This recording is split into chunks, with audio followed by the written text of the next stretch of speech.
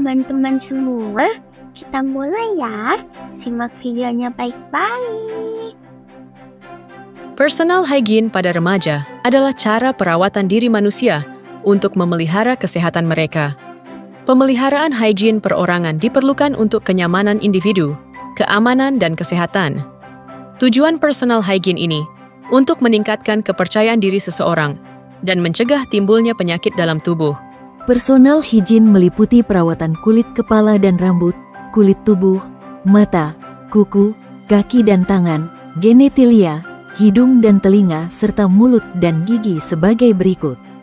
Perawatan kulit kepala dan rambut tujuannya untuk membersihkan kuman yang ada pada kulit kepala, menambah rasa nyaman, membasmi kutu atau ketombe, memperlancar sistem peredaran darah di bawah kulit.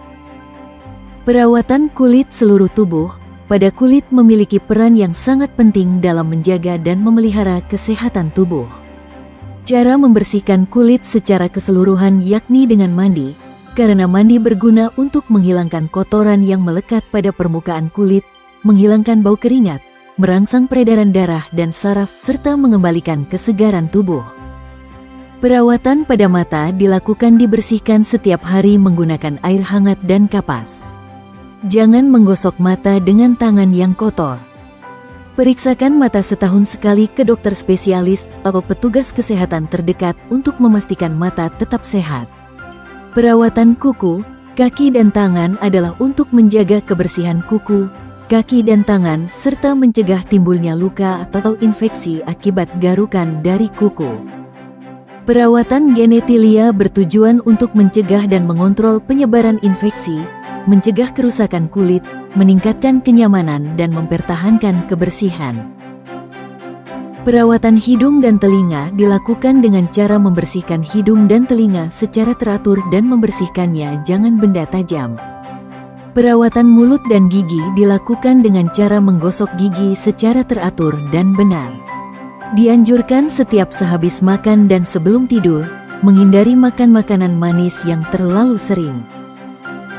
Pola makan dan asupan nutrisi merupakan faktor penting dalam peningkatan dan pemeliharaan kesehatan yang baik. Banyak remaja yang sering makan makanan instan sehingga pola makan yang baik tidak penuhi. Perubahan asupan makanan selama masa remaja ini mungkin disebabkan oleh meningkatnya kebebasan dalam memilih makanan. Remaja semakin mengambil kendali atas apa, kapan, dan di mana mereka makan.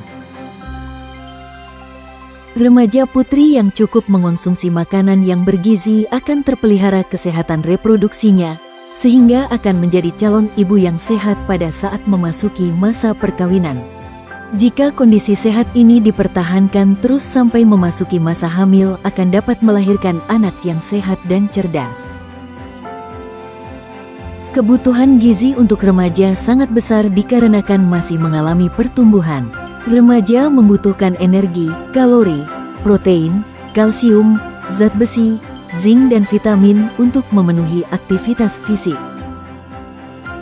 Pelayanan pranikah yang dilakukan mencakup beberapa pemeriksaan fisik, pemberian imunisasi tetanus toksoid, melakukan pemeriksaan status gizi dengan melakukan penanggulangan permasalahan kurang energi kronis, KEK, dan status anemia, serta pemberian layanan kesehatan lainnya. Maka ada beberapa persiapan kesehatan pranikah, yaitu persiapan fisik, persiapan gizi, imunisasi tetanus, dan menjaga kesehatan organ reproduksi. Tujuan KIE pada masa prakonsepsi meliputi meminimalisir kehamilan yang tidak direncanakan, dapat mendeteksi resiko serta penatalansaan penyakit tidak menular seperti diabetes mellitus, epilepsi, hipotiroid, penyakit jantung. Menjaga kesehatan dan berperilaku hidup bersih dan sehat selama masa kehamilan. Screening terhadap penyakit yang diderita sebelumnya. Dan juga meningkatkan kesiapan pasangan untuk hamil dan menjadi orang tua. Manfaat konseling pranikah dan prakonsepsi. Meningkatkan pengetahuan calon pengantin dan pasangan pria dan wanita tentang kesehatan pranikah dan prakonsepsi. Mendeteksi adanya resiko dan komplikasi pada masa pranikah dan prakonsepsi, mengidentifikasi penyakit medis, penyakit, meningkatkan pemahaman informasi tentang pentingnya kesiapan perencanaan kehamilan yang meliputi pengkajian psikologis dan finansial. Periode prakonsepsi adalah rentang waktu dari 3 bulan hingga 1 tahun sebelum konsepsi dan idealnya harus mencakup waktu saat ovum dan sperma matur, yaitu sekitar 100 hari sebelum konsepsi. Status gizi wanita usia subur selama 3-6 bulan pada masa prakonsepsi merupakan kunci kelahiran bayi normal dan sehat. Nah, untuk menilai status gizi beragam loh, mulai dari IMT atau Indeks Massa Tubuh, digunakan untuk menilai status gizi dan kesiapan fisik calon pengantin.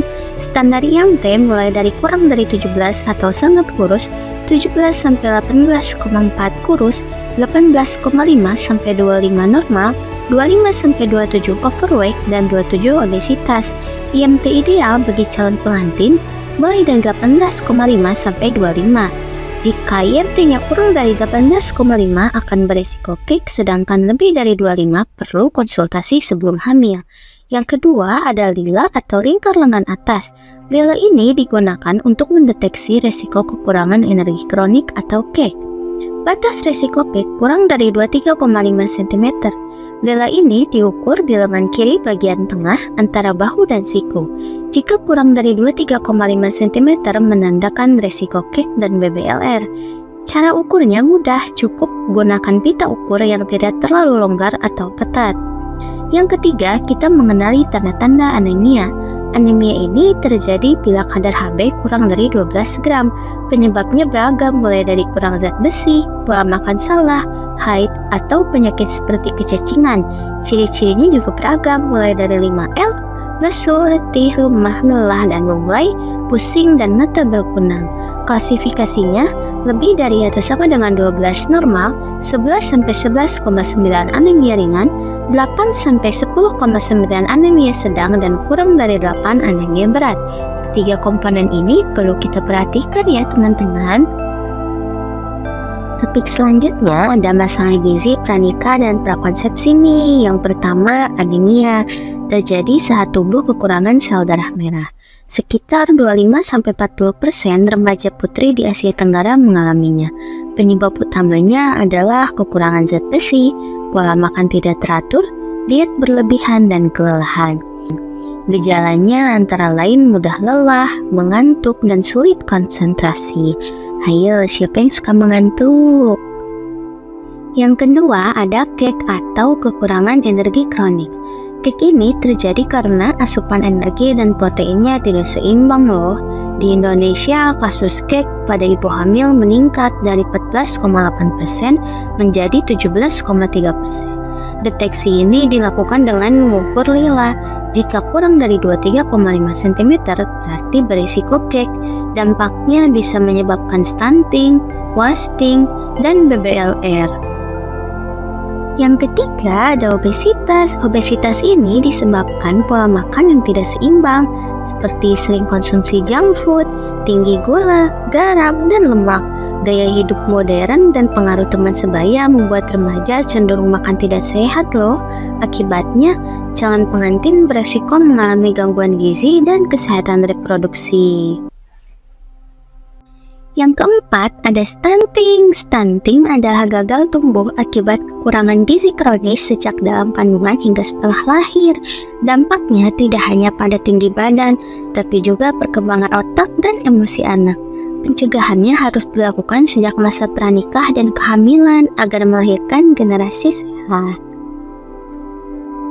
Selanjutnya ada hubungan gizi, pranikah, dan prakonsepsi dengan 1000 hari pertama kehidupan nih, atau dimulai sejak terjadinya konsepsi hingga anak berusia 2 tahun.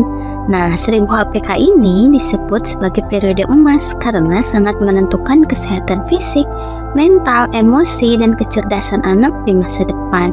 Untuk itu, pemenuhan gizi harus dilakukan sejak dini, mulai dari remaja, calon pengantin, hingga masa kehamilan.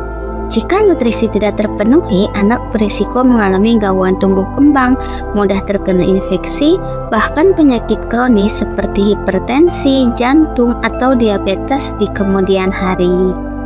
Topik pembahasan terakhir mengenai Upaya mengatasi masalah gizi, pranikah, dan prakonsepsi. Yang pertama mulai dari mencegah atau mengatasi anemia, obesitas, dan GERD termasuk mencegah stunting. Dari poin tadi, kita sebagai bidan bisa melakukan penyuluhan kepada calon pengantin atau remaja terlebih dahulu melalui media leaflet, booklet, dan lain sebagainya. Kemudian mengonsumsi makanan bergizi penting loh, juga suplemen zat besi dan asam folat. Yang terakhir, jangan lupa diimbangi dengan olahraga untuk menjaga berat badan ideal.